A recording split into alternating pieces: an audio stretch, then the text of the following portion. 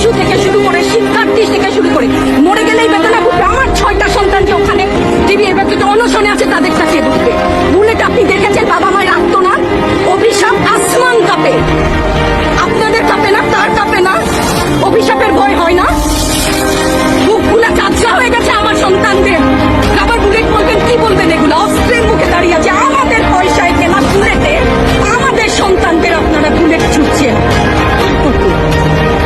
আর কত পুলিশ ভাইদেরকে বলি, ভেতরে তো আপনিও মানুষ, পুলিশ ভাই বলি না, ক্ষমা করবেন, মুখ থেকে বার হয়ে গেছে। তাদের ঘরেও সন্তান আছে, তাদের খোলসের ভিতরেও মানুষ।